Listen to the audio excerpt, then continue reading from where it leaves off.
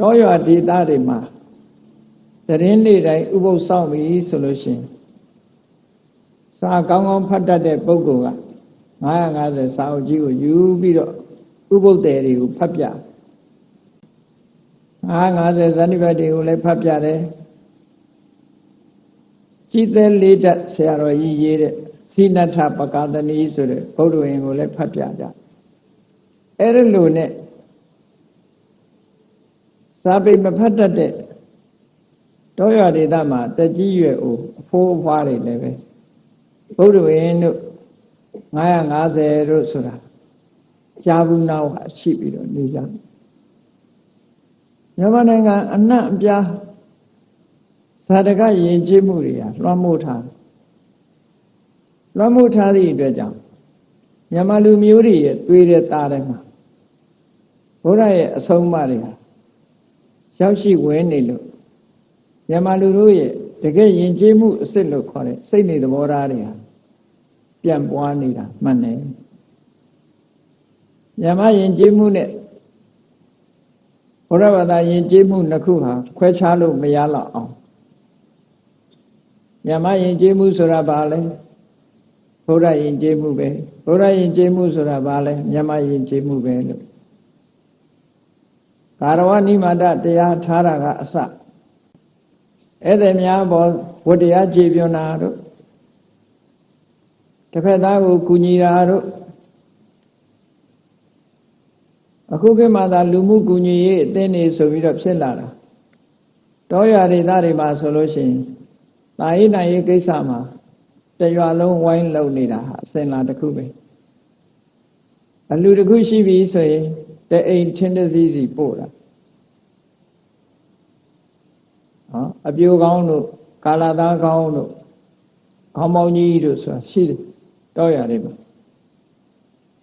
မောင်းထောင်းရမယ်ဆိုရင်လည်းမောင်းတချင်းနဲ့ထောင်းပေးတယ်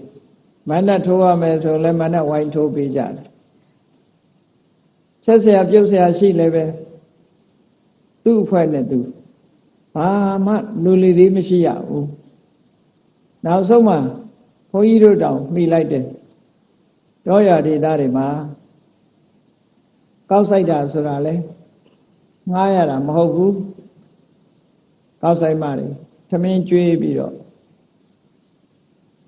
ကြေးရွာမှာကောက်စပါးဝိုင်းပြီးတော့စိုက်ကြတယ်ကောက်ဆိုင်မှအသင်းတွေရှိတချင်းလေးဆိုပြီးတော့ကောက်ဆိုင်ကြတာပျော်ပျော်ပါပါပဲဒီကောင်မှပိုက်ဆံပေးတယ်လို့မကြားဘူးသမင်းမဲ့ကျွေးတာ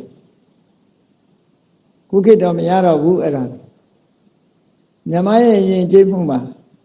ငွေကြေးပေါ်မှာအခြေမခံပဲနဲ့မေတ္တာစေရနာပေါ်မှာအခြေခံပြီးတော့ဝိုင်းလို့ဝိုင်းစားဆိုတဲ့စနစ်အင်တာမချစ်စရာကောင်းတဲ့စနစ်တစ်ခုပဲလို့ပြောမှာအဲ့ဒီယဉ်ကျေးမှုတွေဟာဇာတကတွေရဲ့လွှမ်းမိုးမှုမြတ်စွာဘုရားရဲ့ဆုံးမဩဝါဒတွေရဲ့ဩဇာတက်ရောက်မှုလို့ဒီလိုပြောနိုင်တာပဲယဉ်ကျေးကြတယ်လိမ္မာကြတယ်အဲ့ဒါလို့အခြေအနေတစ်ခုမြန်မာနိုင်ငံမှာထင်ထင်ရှားရှားရှိခဲ့ဘုရားကျောင်းကနေသွားမယ်ဆိုရင်ဇာတကစရိုရီတွေကိုပကြီးနဲ့ဆွဲပြီးတော့ဘုရားဖူးရင်ကနေပြီးတော့ဖတ်လို့ရှုလို့ရတဲ့ပကြီးကားချက်တွေဟာလည်းပဲစာအုပ်ဖတ်เสียမလိုတော့ပဲနဲ့အချင်းချုပ်ကိုထုံထုတ်ပြီးတော့ပြတာတော်များများကောသလမင်းကြီးရဲ့အိမ်မက်16ချက်ဆိုတာပကြီးကားချက်ဖတ်တာနဲ့ပဲသိနေကြလို့ပေါ့ဇာတကနဲ့ပတ်သက်တဲ့ကျိုးကျေးဇူးတွေအမှန်တမ်းများပြားတယ်လို့ပြောအဆုံးမဥပရိသတွေတခြားဟာရည်ညွှန်းစရာမရှိရင်ဇာတကကိုရည်ညွှန်းပြီးတော့ပြောကြပြုတ်တွေကြပြာတွေမှာလဲဇာတကအရာပြောကြအဲ့ဒါလို့တစ်ချိန်တုန်းကမြန်မာနိုင်ငံမှာတိုင်းပြည်အုပ်ချုပ်တဲ့ဘုရင်တွေအမတ်ကြီးတွေကစပြီးမြန်မာသာလိမ့်လံမှုဆိုတဲ့အချိန်အမှန်တမ်းဇာတကတွေကရတဲ့သင်္ကန်းစာတွေနဲ့ တိုင်းပြည်ကိုရှေ့ဆောင်ရှေ့ရွက်လောက်ကြတယ်ဆောင်ရွက်လောက်ကင်သွားကြလို့ပြည်တော်စုမြန်မာနိုင်ငံတော်ဆိုတာခဏိခေတ်ထီအောင်ထဲထဲဝါဝါရှိနေတာပေါ့ဒါကြောင့်မို့အခုဒီကနေ့ညမှာလည်းပဲဇာတကနဲ့ပတ်သက်တာလေးပြန်ပြီးတော့မြတ်ဗုဒ္ဓရဲ့အဆုံးအမတွေပဲဇာတကဒေသနာမှမြတ်ဗုဒ္ဓရဲ့အဆုံးအမများ50ဇတ်တွေထဲမှာဇတ်ကောင်ကပြောသွားတဲ့စကားတွေလို့ဆိုရင်ပဲမြတ်ဗုဒ္ဓရဲ့အဆုံးအမတွေပဲဗုဒ္ဓရဲ့အဆုံးအမတွေဟာလောကမှာကြီးပွားရေးမျက်မှောက်ဘဝကြီးပွားရေးသံပရာယိကလို့ဆိုတဲ့နောင်ဘဝကြီးပွားရေးတိုးတက်ရေးကောင်းကျိုးချမ်းသာတွေရရှိရေးညွှန်ပြထားတဲ့အဆုံးအမတွေဒါဖြစ်တယ်ပေါ့ယူတတ်မယ်ကျင့်တတ်မယ်ဆိုလို့ရှိရင်တော့မြတ်စွာဘုရားရဲ့အဆုံးအမတွေဟာအလုံးခေတ်မှာမတိမ်ငောပဲနဲ့ဘယ်လူမှုရေးအတိုင်းဝိုင်းမှာပဲဖြစ်ဖြစ်အရင်ကြကြစိတ်ထက်ယဉ်ကျေးမှုကိုအခြေခံဟောထားတာဖြစ်သောကြောင့်အင်ဓမ္မတမိုးရှိတယ်ဓမ္မတမိုးရှိဒီကနေ့တေတကုဏဆက်လို့ခေါ်တယ်ဂါထာပေါင်း40ရှိတယ်ဇတ်လမ်းကနေပြီးတော့မြတ်စွာဘုရားနဲ့ဟောကြားခဲ့တဲ့အဆုံးအမလေးတိုင်းပြည်ကိုဥဆောင်ဥယျက်ပြီးတော့လုံနေတဲ့တိုင်းပြည်အုပ်ချုပ်တဲ့မင်းဆိုးရာဇာတွေနဲ့ပတ်သက်ပြီးတော့လိုက်နာပွဲကျင့်သုံးပွဲပြုကျင့်ပွဲရှောင်ပွဲဆောင်းပွဲတွေကိုဟောထားတာဟာအလုံးမှတ်သားစရာကောင်းတယ်လို့ဒါဟာမြတ်စွာဘုရားရဲ့အဆုံးအမပဲဒီဇတ်ကိုဟောတာကောသလမင်းကြီးကိုဆုံးမဩဝါဒပေးတဲ့အနေနဲ့မြတ်စွာဘုရားဟောတာရာဇဓမ္မလို့ခေါ်တယ်။ဒါပြီးအုပ်ချုပ်တဲ့မင်းကြီးလိုက်နာကျင့်သုံးဖို့ဆိုပြီးတော့ဟောကြားခဲ့တဲ့ဒေသနာတစ်ခုပဲဖြစ်တယ်ပေါ့။လူတွေရဲ့အဖွဲ့အစည်းကဘာဥကာလကစတင်ပေါ်လာတဲ့အခါမှာလူသားတွေရဲ့ကဘာလူသားတွေအစပြိုးလာတဲ့အချိန်လူရဲ့ဂုဏ်သိက္ခာတွေဟာအလွန်မြင့်မားတယ်အခညတုတ်ဆိုတဲ့ကဘာဦးချမ်းကိုကြည့်အခဆိုတာကဘာဦးအစညာဆိုတာတိကောင်းစေဟာအခညဘယ်တော့ကလူဘဝစခဲ့တယ်လဲတော့မြန်မာရဲ့ယူဆမြောက်ကလူကစတာမဟုတ်ဘူးဘုရားမြတ်စွာဟောကြားတော်မူခဲ့တဲ့လူသားတွေရဲ့အစဆိုတာမြောက်ကစတာမဟုတ်ဘူးဗြဟ္မာကြီးကဖြစ်လာတာလည်းမဟုတ်ဘူးသို့တော့ဆက်သွယ်မှုကိုပြောရမယ်ဆိုရင်ကဘာမြေကြီးစတင်ပြီးတော့နော်ကဘာကြီးမီးလောင်ပျက်စီးသွားပြီးတဲ့နောက်ကဘာမြေကြီးစတင်ပေါ်လာတဲ့အချိန်မှာသတ္တဝါဆိုတာသေမျိုးဆိုတဲ့အတိုင်းပဲလူပဲဖြစ်ဖြစ်နတ်ပဲဖြစ်ဖြစ်ဗြဟ္မာပဲဖြစ်ဖြစ်မြည်သည့်တရှိတ္တဝါပဲဖြစ်ဖြစ်တက်တန်းစေရင်သေစမြဲပဲအဲ့ဒီမဲ့ဗြဟ္မပြေကဗြဟ္မာတွေဟာတက်တန်းစီလို့သေဆုံးလာတဲ့အခါမှာအခုလူဘုံလို့ခေါ်တဲ့နေရာဒေသတွေမှာပထမဆုံးစပြီးတော့ဖြစ်လာဒါကဗုဒ္ဓရဲ့ဟောပြောချက်ခဏိခေတ်သိပ္ပံလူတွေကတော့တမျိုးပြောတာပေါ့နော်ရေထဲကအမီးနဲ့အကောင်တက်လာပြီးအမီးပြုတ်သွားတာတော့ဒါတော့တိရစ္ဆာန်ကတော့လူမဖြစ်နိုင်ပါဘူးသူ species နဲ့သူဖြစ်ရင်ခဏိတိရစ္ဆာန်တွေလည်းလူဖြစ်လာမှာပေါ့ပြောမယ်ဆိုလို့ရှိရင်ကဘာဦးကတိရစ္ဆာန်ကမှလူဖြစ်တယ်ဆိုရင်ခဏိတိရစ္ဆာန်တွေလည်းလူဖြစ်ရမှာပေါ့တဖြည်းဖြည်းအဲ့တော့သူ့မျိုးနွယ်နဲ့သူ species ဆိုတာသူ့ဟာလည်းသူလာတာပဲ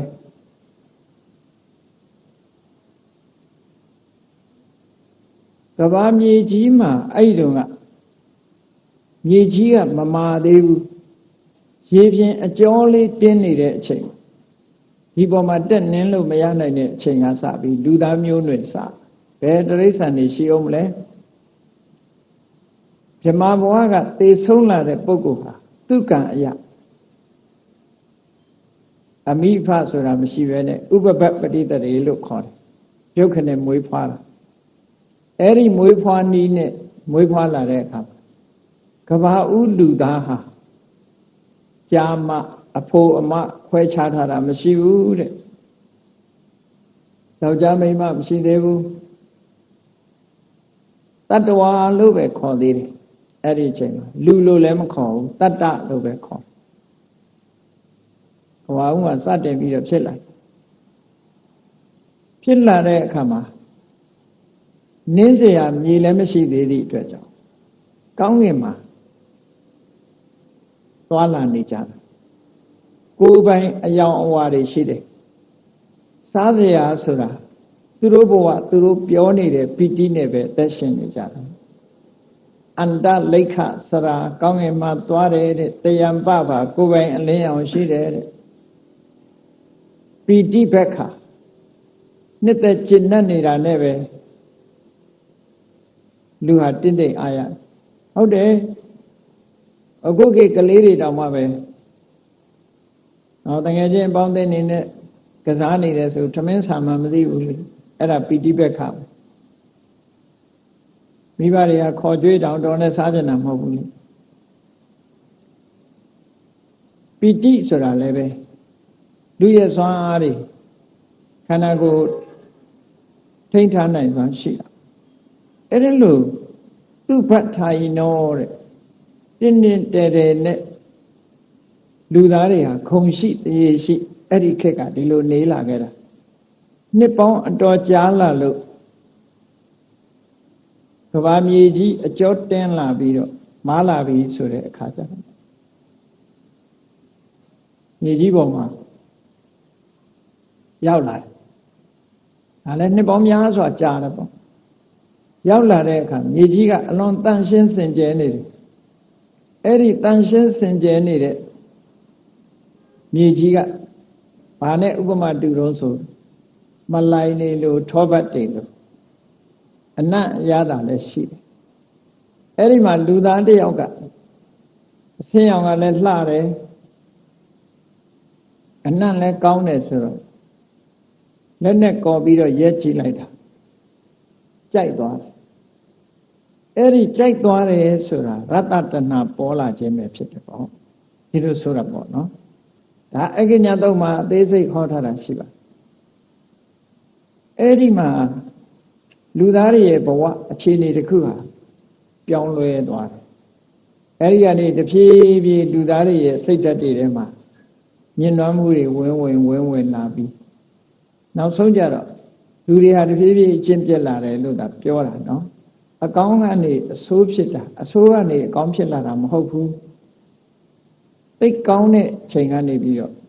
သိဖြူစင်တဲ့အဆင့်ကနေပြီးတော့တဖြည်းဖြည်းအမဲဆက်ကလေးတွေပေါ်လာပြီးတော့လူတွေဟာနှိမ့်ကြလာလိုက်တာနောက်ဆုံးကြတော့သူများပစ္စည်းခိုးလာတာတွေဘာတွေဒီလိုဟာတွေလှုပ်လာမကောင်းတဲ့အလုပ်တွေဝင်လာတဲ့အခါကျတော့မှလူသားထုကြီးတရလုံးကနေပြီးတော့တို့မှာမဟုတ်တဲ့လူကိုပြစ်ပေးဖို့ဟုတ်တဲ့လူတွေကိုချီးမြှောက်ဖို့အဝယ်ဆောက်ရှောက်ပေးဖို့ခေါင်းဆောင်ဆိုတာလိုလာပြီတို့လူခေါင်းဆောင်ဆိုတာလိုလာပြီလူတွေတဲကဉာဏ်ပညာအရှိဆုံးပုဂ္ဂိုလ်တယောက်ကိုဝိုင်းပြီးတော့မဟာသမ္မတဆိုပြီးတော့မြောက်ကြအဲ့ဒီကစတာအဲ့ဒီကစမဟာသမ္မတဆိုတာသမုတ်တင်မြောက်အပ်သူလို့အဓိပ္ပာယ်ရအများကသမုတ်တင်မြောက်အပ်သူသူတောင်ကဘာလို့ရတော့ဆိုရင်ကဲရဲ့ရှုတ်ချတိုက်တဲ့ပုဂ္ဂိုလ်ရှုတ်ချရမယ်အပြစ်ပေးတိုက်တဲ့ပုဂ္ဂိုလ်အပြစ်ပေးရမယ်အဲ့ဒီလုပ်ကိုလုပ်ပါကျန်တဲ့လူတွေကနေပြီးတော့ဒီလုပ်ရသည့်အတွက်ကြောင့်သူ့ရဲ့ဝမ်းစာအတွက်တာဝန်ယူတဲ့အနေနဲ့ဆယ်ဘုတ်တဘုံအခွန်ဆက်ကြတယ်ဒါလူတွေသဘောတူညီခြင်းနဲ့လုပ်တာ နေ့ခေတ်ကျတော့အခွန်တိန်းတာတွေဖြစ်လာနော်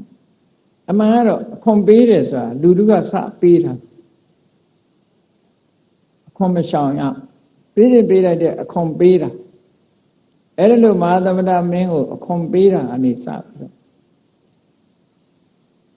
ဦးစီးကောင်းဆောင်အုပ်စိုးတဲ့ဘုရင်စနစ်ဆိုတာပေါ်လာပြီတိုင်းပြည်အုပ်ချုပ်ပြီးခဏခေတ်တရားဒီ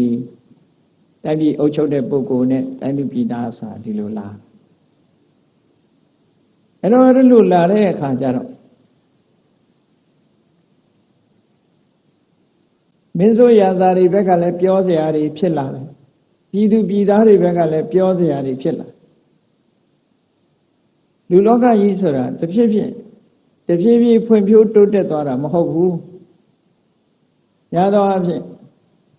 ကောင်းတယ်ကောင်းလာတယ်ဆိုတာရုပ်ထုဘက်ကတော့ကောင်းရင်ကောင်းမယ်သို့တော့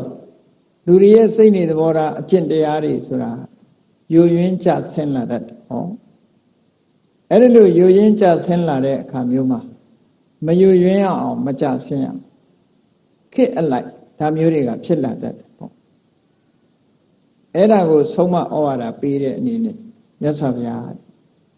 ကောသလမင်းကြီးကိုဟောတာဘုရင်တွေလိုက်နာကျင့်သုံးရမယ်။ဒါပြည်အုပ်ချုပ်တဲ့ဘုရင်တွေလိုက်နာကျင့်သုံးဖို့ဆိုပြီးတော့ဟောတာ။အဲ့တော့တိုင်းပြည်အုပ်ချုပ်တဲ့ပုဂ္ဂိုလ်ဟာအကောင်းဆုံးဖြစ်အောင်မလုပ်ရမလဲဆိုတဲ့ဇာလန်းထည့်ပြီးတော့မြတ်စွာဘုရားသင်္ကန်းစာပေးတာဆုံးမပေးရစ္ဆံကာရေတုကာမေနကိန္တုကိစ္ဆံကတံဝရံရစ္ဆံကာရေတုကာမေနဆိုတာအုပ်ချုပ်ရေးအာဏာကိုရရှိထားတဲ့ပုဂ္ဂိုလ်အနေနဲ့အကောင်းဆုံးဖြစ်အောင်မလုပ်သင့်လေဆိုလိုတာတိုင်းပြည်အုပ်ချုပ်တဲ့မင်းဟာမလုပ်ရမှာလဲဆိုတဲ့ပညာရှိစီကနေပြီးတော့အဖြေရဖို့တောင်းဆိုဖို့မြတ်စွာဘုရားဒီလိုခေါ်ထားအဲ့ဒီမှာတိုင်းပြည်အုပ်ချုပ်တဲ့မင်းတရားဆိုတာတဲ့ဘောဓလမင်းကြီးကိုဆုံးမတော့ရိညာနာမတိတုတံမေတုထတ္တဝါရစ္ဆံကာရိတပ္ပံရစ္ဆံဆိုတာရိညောဘာဝရစ္ဆံတိုင်းပြည်မှာအုပ်ချုပ်ခွင့်စီမံခွင့်အခွင့်အာဏာကိုရစ္ဆလို့ခေါ်တာပဲအဲ့ဒီရစ္ဆကိုဘယ်သူကပေးထားတာတော့ဆိုတိုင်းပြည်ပြည်သားတွေကပေးထားတာပဲအဲ့ဒီလိုတိုင်းသူပြည်သားတွေကပေးထားတဲ့အခွင့်အာဏာရတဲ့ပုဂ္ဂိုလ်ဟာတဲ့လိုက်နာကျင့်သုံးပွဲရှောင်းပွဲဆောင်းပွဲတရား၃မျိုးပေါ်မှာယက်တည်ပြီးတော့တိုင်းပြည်ကိုအုပ်ချုပ်ရမယ်လို့မြတ်စွာဘုရားဒီတရားတော်မှာဟောထားအဲ့ဒီမှာအဖြေကဂါထာနဲ့ဟောထားတာဘာလို့ဆိုဧဝဝိတတံကောတံဟာတံနိဝရယေတတောကိစ္ဆာနိကာရေယတံဝတံအာဟုခတ္တိယတပည့်အုပ်ချုပ်တဲ့ဘုရင်မင်းတရားတွေကိုမြတ်စွာဘုရားဆုံးမဩဝါဒပေးတဲ့အနေနဲ့ဇာတကမှာဖော်ညွှန်းထားတဲ့စကားတစ်ခုပထမေနပထမေနေဝဝိထတံတိုင်းပြည်အုပ်ချုပ်တဲ့ဘုရင်ဆိုတာဟာတဲ့ဘယ်တော့မှလိမ်လီမပြောရဘူးတဲ့အမြဲတမ်းမှန်မှန်ကန်ကန်ပြောမုဒ္ဒဝါဒကိုရှောင်ရမယ်လို့သူဆိုတယ်ဟောရာဇာနာမမုဒ္ဒဝါဒနိဝရယေတိုင်းပြည်အုပ်ချုပ်တဲ့မင်းဆိုတာဘယ်တော့မှမှန်မှန်ကန်မပြောရဘူးတဲ့မှန်မှန်ကန်ရမယ်ပြောရမယ်တဲ့ဘာဖြစ်လဲဆိုရင်တိုင်းပြည်အုပ်ချုပ်တဲ့မင်းဟာသိအရေးကြီးတယ်တဲ့ဘုရင်ကမမှန်မကန်ပြောပြီးဆိုလို့ရှိရင်တဲ့အဲ့ဒီမင်းရဲ့နိုင်ငံမှာမြေစီရေစီဩဇာတွေကျဆင်းသွားတတ်တယ်ဒါကတော့ကိုကျင်တရားပြပြမှုကိုအကြောင်းပြုပြီးတော့ဖြစ်တတ်တဲ့သဘာဝပြောတာဒါတွေကမျက်စိကမမြင်ရတော့လူတွေကယုံကောင်းမှယုံတယ် မြတ်စွာဘုရားကအကြောင်းကျိုးဆက်ပြီးတော့ခုလိုဟောထားလိမ်နေပြီးတော့ပြောတတ်တဲ့တိုင်းပြည်အုပ်ချုပ်တဲ့မင်းတရားရဲ့နိုင်ငံမှာတဲ့ဒီလိမ်လည်မှုဆိုတဲ့အကုသိုလ်ဟာတမန်အားဖြင့်တော့မကြည့်ဘူးလို့ထင်ကောင်းထင်လိုက်မယ်သို့သောမုသဝါဒလိမ်လည်လိပြားပြီးတော့ပြောမယ်ဆိုတဲ့ဘုရင်ရဲ့နိုင်ငံဟာမြေစီရေစီတွေဆုတ်သွားတတ်တယ်ကဲစဉ်းစားကြည့်ဘယ်လိုပတ်သက်ဖြစ်နိုင်သလားမဖြစ်နိုင်ဘူးလားစဉ်းစားကြည့်ရပတ်သက်မှုရှိမရှိစဉ်းစားမြေရီဒေသတစ်ခုမှာစိုက်ပျိုးပြီးတော့စိုက်ပျိုးတာပဲဖြစ်ဖြစ်ဥယျာဉ်ခြံမြေလောက်တာပဲဖြစ်ဖြစ်တခါတရံကြုံရတတ်တယ်ပေါ့ဟိုဘက်ခြံနဲ့ဒီဘက်ခြံလူနှစ်ယောက်ခြံစိုက်ကြစိုက်တဲ့အခါမှာတစ်ဖက်ခြံကတီးနှံနေတအားဖြစ်ပြီးတော့ဒီမြေဒီရေပဲဟိုတစ်ဖက်ခြံကအသီးမကျမတီးဘူးတစ်ဖက်ခြံမှာတီးတယ်အဲ့ဒါဘာကြောင့်လဲလို့အဖြေရှာတဲ့အခါကျတော့ကမ္မပစ္စယဥဒုသမုဋ္ဌာန်လို့ခေါ်တယ်သူတစ်ဖက်ခြံကလူကကံကောင်းတယ်သူ့ကံကြောင့်မို့လို့သူ့ဥယျာဉ်ခြံကတစ်ပင်တွေကကြိုက်တဲ့ယာတိဥဒုမျိုးရလာသူ့ကံကြောင့်ရကမ္မပစ္စယဥဒုလို့ခေါ်တယ်ကံကြောင့်ဖြစ်ပေါ်လာတဲ့ကံအထောက်အကူပေးတဲ့ဥဒုတဲ့အဲ့ဒီဥဒုကမှတစ်ပင်တွေကိုရှင်သန်စေပြီးတော့သီးနှံတွေဖြစ်ပွားလာတယ်အတိကျသီးတွေများပြားလာတယ်အဲ့ဒါကိုကမ္မပစ္စယဥဒုသမုဋ္ဌာန်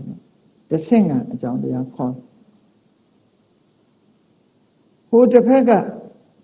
ကံမကောင်းတဲ့လူကြတော့သူ့တဲ့မကောင်းတဲ့ကံကြောင့်ဖြစ်ပေါ်လာတဲ့ဥဒုကသီးနှံကိုရောပါသွားစေကံကောင်းတဲ့ပုဂ္ဂိုလ်ရဲ့ကံတရားကဥဒုကောင်းကိုဖြစ်ပေါ်စေသည်မကောင်းတဲ့ကံရှိတဲ့ပုဂ္ဂိုလ်ရဲ့မကောင်းတဲ့ကံကြောင့်ဥဒုဟာတစ်ပင်တွေကြိုက်တဲ့ဥဒုမျိုးမဖြစ်သည့်အတွက်ကြောင့်တစ်ဖက်ကသီးနှံနေများပြားတော့လေဟိုတစ်ဖက်မှာသီးနှံမကြဘူးတဲ့ဒါဟာကမ္မပစ္စယဥဒုသမုဋ္ဌာန်ခေါ်တခါတရံရှိတယ်လေနောက်တိုင်းကလူတွေတောင်ပြောကြတယ်တစ်ပင်လေးတစ်ပင်ရင်းမှာသွားပြီးတော့ပချင်းလေးဆိုဂီတာလေးတီးပြီးအဲ့ဒီတစ်ပင်လေးကပိုလန်းလာတဲ့ဒါဖြင့်တစ်ပင်ကနားလေလို့လားလို့ဟုတ်ဘူးအဖြေကပါလဲဆိုရင်စိတ်တပစ္စယဥဒုသမုဋ္ဌာန်လို့ခေါ်ဂီတာတီးပြီးတော့သချင်းဆိုတဲ့လူကပျော်ပြီးတော့နေသည့်အတွက်ကြောင့်သူခန္ဓာကိုယ်ကထွက်တဲ့ chemical တွေကတစ်ပင်ကိုအကျိုးပြုသွားတစ်ပင်ကိုအကျိုးပြုသွားဒါကြောင့်မို့လန်းသွားအဲ့ဒါဆိုလို့ရှိရင်စိတ်ညစ်တဲ့လူတယောက်ပန်းမင်အောက်သွားထိုင်ရင်အဲ့ဒီပန်းလေးတွေဟာညှိုးနှွမ်းလာမှာပဲဓာတ်ကူးသွားတယ်လို့ပြောခြင်းလည်းပြောပါနော်စိတ်တပစ္စယဥဒုသမုဋ္ဌာန်ဆိုတာလည်းရှိတယ်ပေါ့ဒီလိုအထသလိနိထေကထာမှာဒီအဘိဓမ္မာသဘောအရ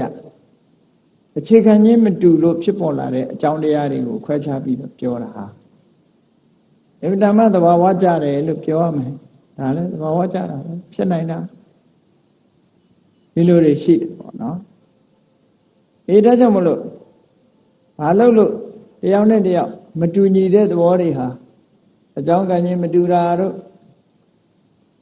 စိတ်နေသဘောထားချင်းမတူတာတို့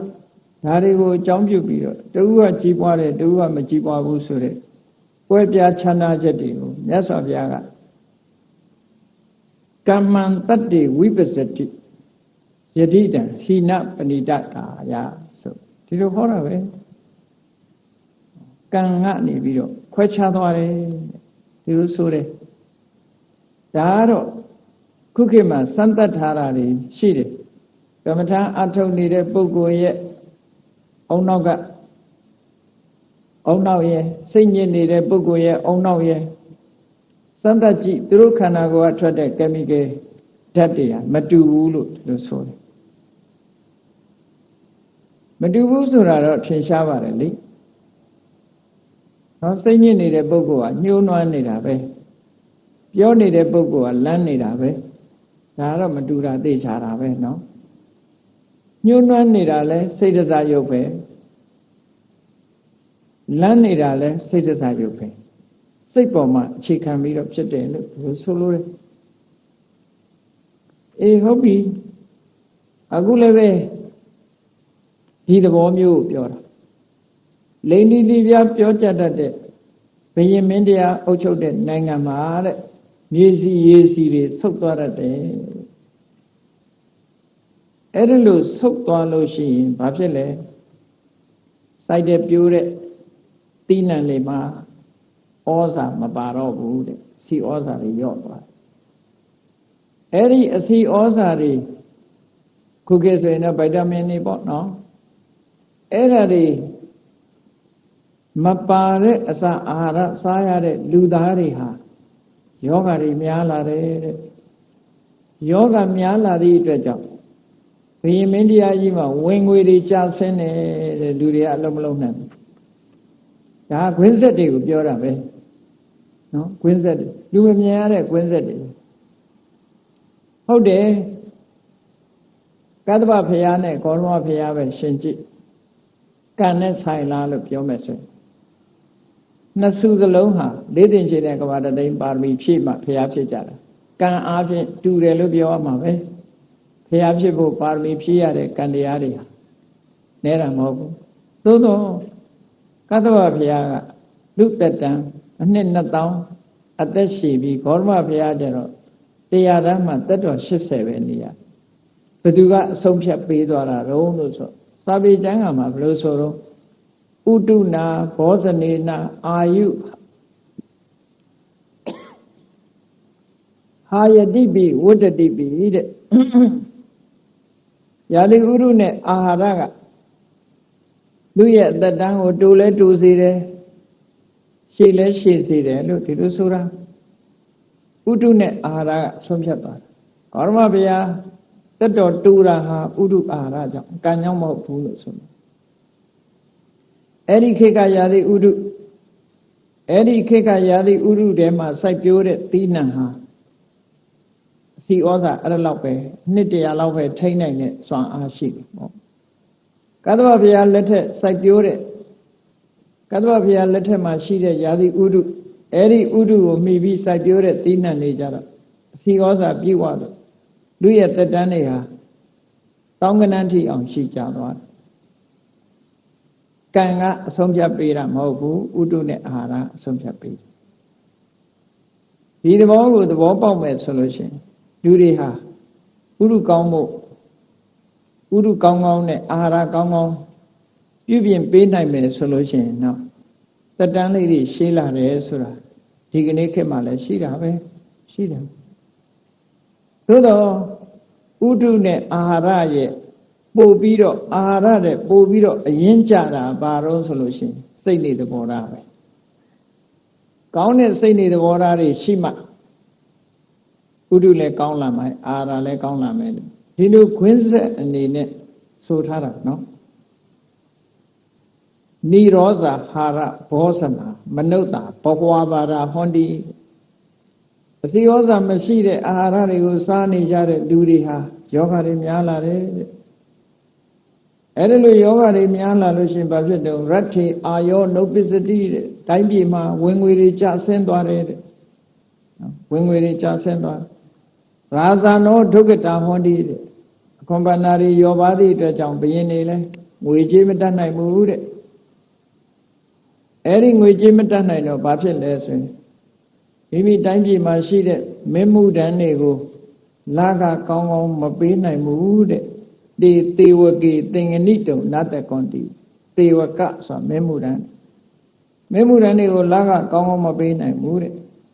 အသင်္ကဟိတတေဝကရာဇာနံဂရုစိတ်တေနနာအောလောကင်တိဘုရင်မင်းတရားတွေစီကချီးမြှောက်မှုမရတဲ့မင်းမှုတန်းတွေဟာဘုရင်ကိုတလေးတစားအလေးမထားကြတော့ဘူးလို့ဒီလိုဆိုတယ်အဲ့ဒါပြောတာ အဲ့ဒါကြောင့်မို့လို့တိုင်းပြည်အုပ်ချုပ်တဲ့ဘုရင်ဆိုတာမှန်ကန်တဲ့စကားပဲပြောရမယ်လို့မြတ်စွာဘုရားကောသလမင်းကြီးကိုဆုံးမတာဒီစနဲ့ဆုံးမတယ်နောက်တစ်ခုကဘာလဲလို့ဆိုရင်တိုင်းပြည်အုပ်ချုပ်တဲ့မင်းဟာကောဓစိတ်မတူရဘူးတဲ့ရညှိုးမထားရဘူးဒေါသမကြီးရဘူးလို့ဒီလိုဆိုတယ်ဒေါသကိုတားမြစ်ရမယ်ဘာဖြစ်လို့လဲဆိုတော့ရာဇနံကောရောခိပ္ပံမထကံပပုဏ္ဏတိတိုင်းပြည်အုပ်ချုပ်တဲ့အကြီးအကဲရဲ့ဒေါသဟာချက်ချင်းထွတ်ထိပ်ရောက်သွားနိုင်တယ်တာမန်လူတယောက်စိတ်ဆိုးတာနဲ့မတူဘူးတဲ့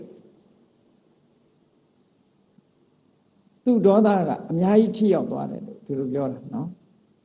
တိုင်းပြည်အုပ်ချုပ်တဲ့ပုဂ္ဂိုလ်ရဲ့ဒေါသဟာတာမန်လူတယောက်ဖြစ်တဲ့ဒေါသကဒီလောက်ထိအောင်ထွတ်ထိပ်မရောက်ဘူးတိုင်းပြည်အုပ်ချုပ်တဲ့ပုဂ္ဂိုလ်ရဲ့ဒေါသဟာအထွတ်ထိပ်ရောက်သွားတယ်ဆိုလိုတာက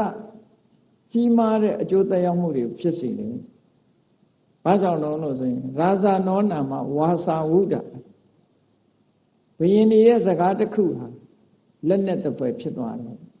ဟုတ်တယ်ဒါတွေကမှတ်နေနော်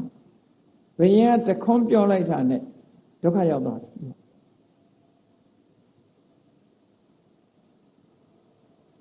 တခွန်းပြောလိုက်တာနဲ့ဒုက္ခရောက်သွားတာရှိကုစိတ်တော်ဟာအောလောကိတမတ္တိနာပိပရံဝိနာတင်တိဘုရင်ကစိတ်ဆိုးပြီးဒီလူတယောက်ကိုမျက်စောင်းတစ်ချက်ထိုးလိုက်တာနဲ့အဲ့ဒီလူအသက်ပြောက်ပြီးတာမှတ်ပြီဒီလိုရှိတယ်နော်ခါတော့ကြားဘူးလိုက်တယ်ဒီကောင်ကြီးမသေးသေးဘူးလားဆိုတော့ဖမ်းသွားတယ်နော်အမှားတော့ယင်းဤလို့ပြောတဲ့စကားကိုအမတန်ယင်းဤတဲ့ပုဂ္ဂိုလ်ချင်းပြောလိုက်တဲ့စကားမသေးသေးဘူးလားဆိုတော့တိုက်အမှားထင်ပြီးတော့ဖမ်းသွားတယ်ဒီလိုကြားဘူးတယ်အဲ့တော့ဒါကြောင့်မလို့ရာဇာနောနာမဝါစာဝုဒ္ဒသူတို့နှုတ်ကထွက်လိုက်တဲ့စကားတစ်ခုကလက်နဲ့ဖြစ်သွား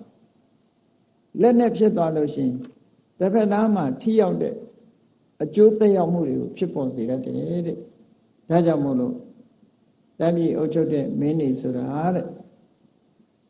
သူများတွေတဲ့ပို့ပြီးတော့စိတ်ရှည်သိခံရမယ်လို့တို့ဟောတယ်နော်ဒေါသချုပ်တီးနိုင်ရမယ်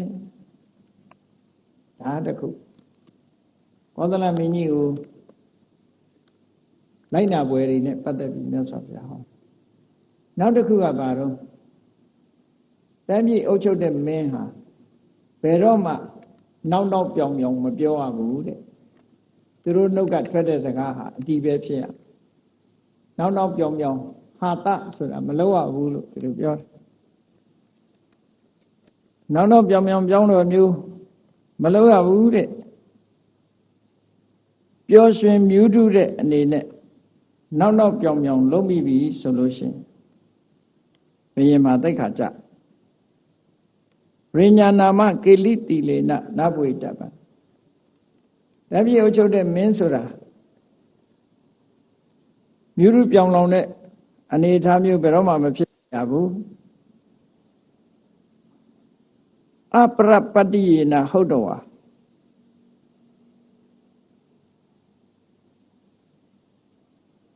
တဗ္ဗာနိကိစ္ဆာနိအတ္တပစ္စခေနိဝကတ္တဗာနိတဲ့သူကသူများဘသူကိုမှတပြည့်အုပ်ချုပ်တဲ့မင်းဆိုတာအယုံကြည်မထားရဘူးဘသူစကားမှမယုံနဲ့ဒီလိုဆိုလို့တယ်အပရပတ္တိယပရပတ္တိယဆိုတာသူများစကားကိုယုံတာကိုဆိုလို့တယ်အပရပတ္တိယဆိုတာသူများစကားမယုံရဘူးတဲ့ဟုတ်တယ်လေမင်းဆိုတာဘေးကလူကဝင်ပြီးတော့ဂုံးတိုက်လို့ရှိရင်ကြံတဲ့လူမှနစ်နာတတ်တယ်လေဒါကြောင့်မို့အပရပတ္တိယလူပြောသူပြောဘေးကပြောတာကိုဘယ်တော့မှလက်မခံမယုံနဲ့သဗ္ဗာနိကိစ္ဆာနိအတ္တပစ္စခေနိဝပစ္စခေနိဝအတ္တပစ္စခဆိုတာကိုယ်တိုင်သိရမယ်ကိုယ်တိုင်သိအောင် ကိုယ်တိုင်သိရှိပြီးမှအလုပ်တစ်ခုကိုလုပ်ရမယ်လို့ကိုယ်တိုင်သိအောင်စုံစမ်းတယ်လုပ်ကြတယ်ဒါကြောင့်မို့950ဇာတ်ထဲမှာဘုရားလောင်းဘုရင်တွေဟာမြို့ထဲမှာစနေနာထွက်ပြီးတော့အမှန်သိအောင်ကိစ္စတစ်ခုရုပ်တရက်မဆုံးဖြတ်ပဲနဲ့အမှန်သိအောင်ကြိုးစားအားထုတ်ကြအဲ့လိုအမှန်သိရတဲ့အခါကျတော့မှမိမိရဲ့လှုပ်ဆောင်မှုဟာမှန်ကန်တယ်လို့ဆိုတယ်အဲ့တော့ပေါင်းလိုက်တဲ့အခါကျတော့တိုင်းပြည်အုပ်ချုပ်တဲ့မင်းဆိုတာနံပါတ်1ဘုရားစကားရှောင်ရှားရမယ်အမျက်ဒေါသကိုရှောင်ရှားရမယ်အချော်အပြက်ပြောတာမျိုးသူတစ်ပါးယုံကြည်တာမျိုးဒါတွေကိုရှောင်ရှားရမယ်တဲ့အလေးနဲ့မိမိကိုယ်တိုင်သိပြီးတော့တိုင်းပြည်ကိုအုပ်ချုပ်ရမယ်ကောင်းကျိုးချမ်းသာတွေရအောင်ဆောင်ရွက်ရမယ်လို့ဒီလိုဆိုတာနော်အဲ့ဒါကြောင့်မို့လို့ဒီကောသလမင်းကြီးကိုမြတ်စွာဘုရားတို့ဒီမှာပညာပေးတဲ့အနေနဲ့ဟောပြောတာ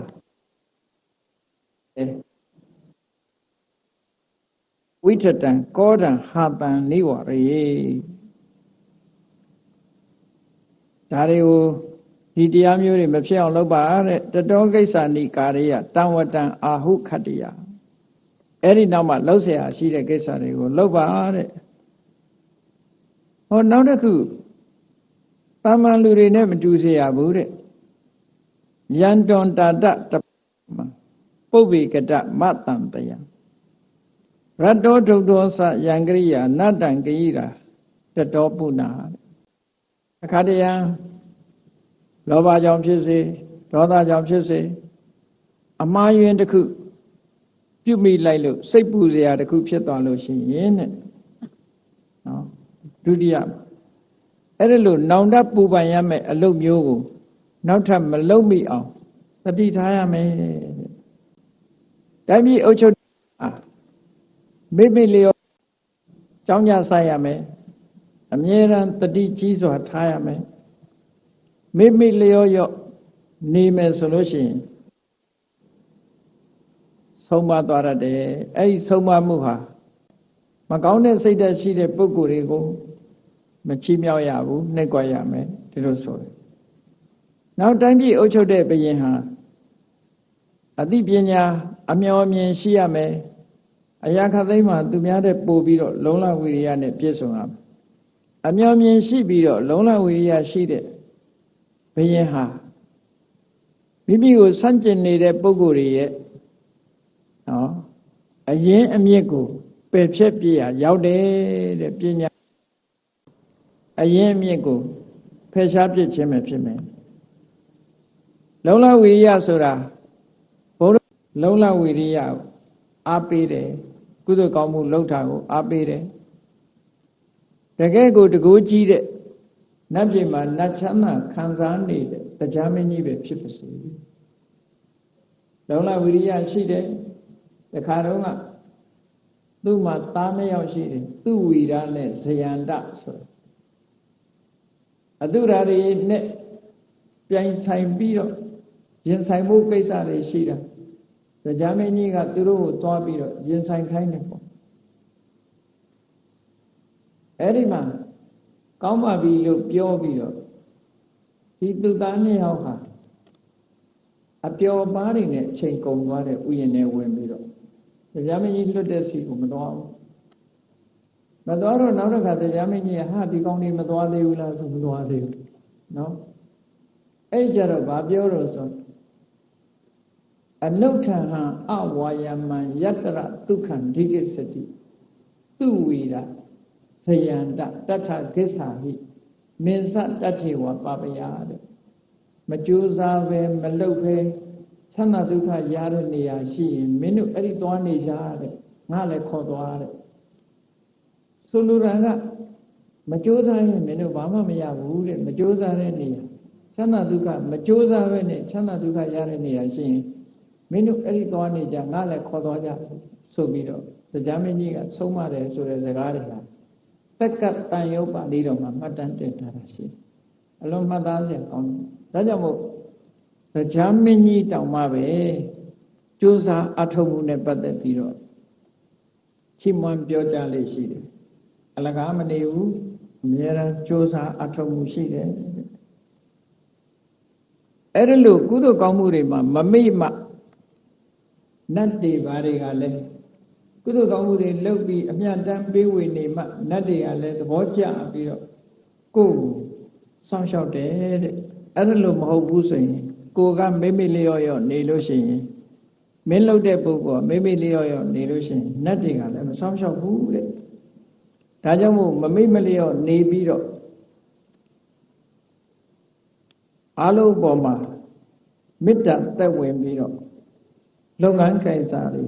လုပ်ရမယ်တဲ့ပြင်းနေလို့ရှိရင်မြည်သည့်ချမ်းသာမှမရနိုင်ဘူးတဲ့နာလသောဝိန္ဒတေဒုက္ခပြင်းနေတဲ့ပုဂ္ဂိုလ်တယောက်ဟာဘယ်ချမ်းသာကိုမှမရနိုင်ဘူးဒါကြောင့်မို့အခုလိုက်နာကျင့်သုံးရမယ့်အချက်တွေကိုဘုရင်မင်းတရားတွေအနေနဲ့လိုက်နာကျင့်သုံးသင့်တယ်လို့ဆိုတာကိုကောသလမင်းကြီးကိုဆုံးမဩဝါဒပေးတဲ့အနေနဲ့မြတ်စွာဘုရားကတေတကုဏဇတ်မှာဆုံးမဩဝါဒခံပေးထားတာရှိတယ်ပေါ့ဒါကြောင့်မို့တရားချစ်ခင်သူတော်စင်ပြိဿအပေါင်းတို့ဇာတကဒေသနာတော်တွေမှာမြတ်ရဲ့ဆုံးမဩဝါဒတွေဖြစ်ပါတယ်ဒီဆုံးမဩဝါဒတွေအတိုင်းလိုက်နာကျင့်သုံးနိုင်ကြမယ်ဆိုလို့ရှိရင်တော့အခုဘဝလည်းကောင်းမယ်နောက်ဘဝလည်းကောင်းမယ်အားလုံးခုဘဝအစဉ်ပြေနောက်ဘဝအစဉ်ပြေပြီးတော့ငြိမ်းချမ်းသာယာပြီးတော့နေတဲ့အခါမှာလူတိုင်းပညာလည်းရှာနိုင်ကြမယ်ပညာလည်းသိဘူးနိုင်ကြမယ်ပစ္စည်းဥစ္စာလည်းရှာဖွေကြနိုင်တယ်နောက်ဆုံးမှာ